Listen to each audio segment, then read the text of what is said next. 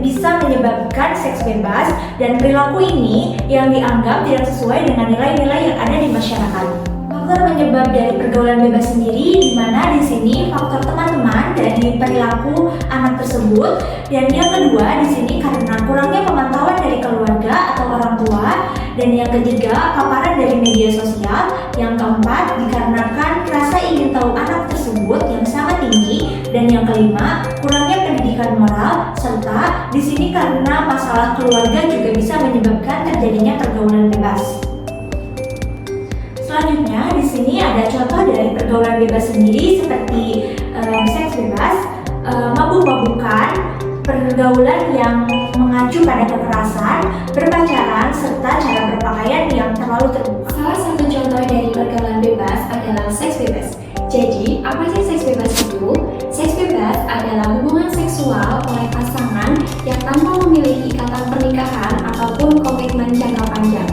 Perilaku ini dilakukan melanggar norma moral, etika, serta tanggung jawab.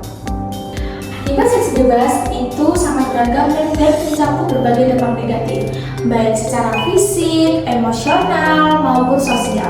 Nah, beberapa dampak umumnya adalah sebagai berikut.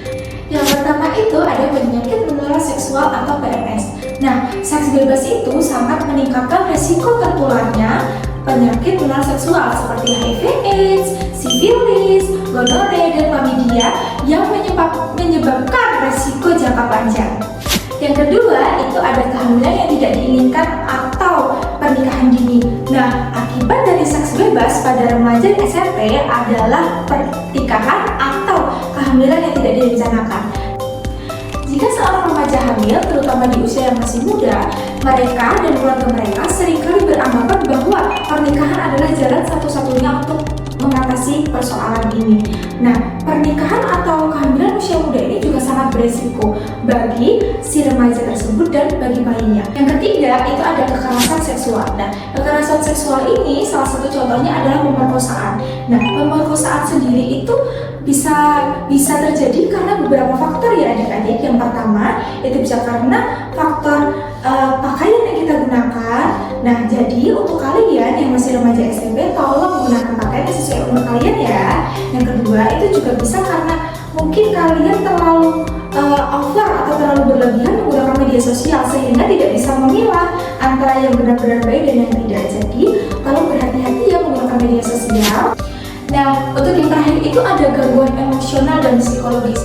Gangguan emosional dan psikologis ini bisa terjadi karena mungkin dia mengalami kehamilan yang tidak diinginkan dan pernikahan dini tadi, atau mungkin dia atau remaja ini mengalami tindak kekerasan pemerkosaan. Itu mungkin kan dia mendapat tekanan dari dalam dirinya atau dari luar, tekanan dari keluarga sendiri, dan itu bisa menyebabkan tekanan emosional dan psikologis. Nah, tekanan emosional dan psikologis ini bisa mengakibatkan stres bahkan sampai dengan depresi.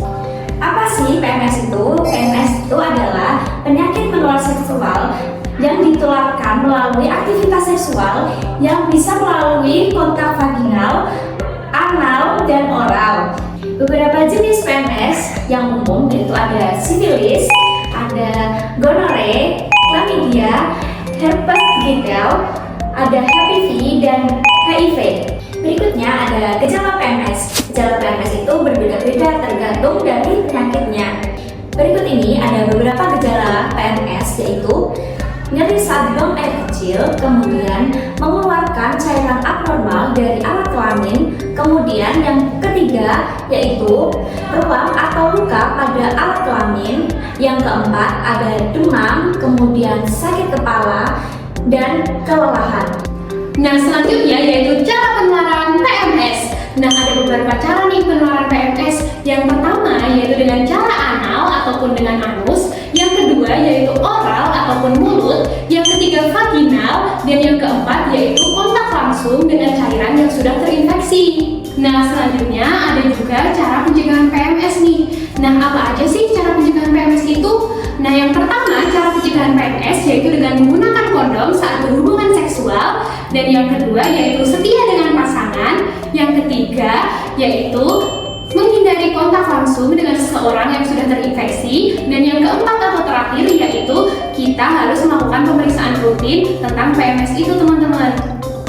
Nah teman-teman, PMS juga dapat menyebabkan komplikasi yang serius loh kalau tidak segera diobati, seperti infertilitas, kanker serviks, penyakit jantung, dan penyakit ginjal. Jadi teman-teman, ayo kita obati dan cegah PMS pada wanita hamil karena dapat menyebabkan komplikasi yang serius pada ibu dan janinnya.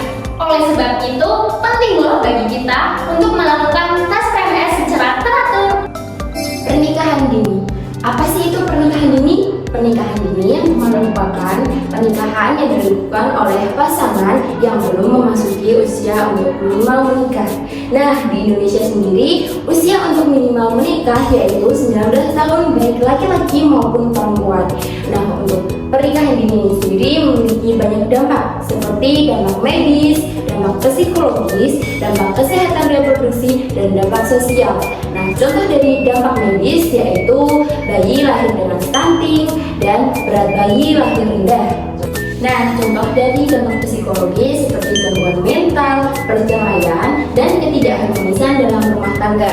Selanjutnya yaitu dampak untuk kesehatan reproduksi. Dampak kesehatan reproduksi itu seperti osteoporosis dan kanker mulut rahim. Nah, yang terakhir dampak sosial itu seperti kerentanan terhadap tingkat kemiskinan. Faktor penyebab pernikahan dini yaitu ada 4. Yang pertama ada faktor pendidikan, nah yang kedua ada faktor ekonomi, terus yang ketiga ada faktor tradisi, dan yang terakhir atau keempat ada faktor media massa. Pencegahan pernikahan dini yang pertama ada upaya sistematis dan terpadu untuk menurunkan pernikahan dini, dan yang kedua ada upaya strategi dan kebijakan untuk mencegah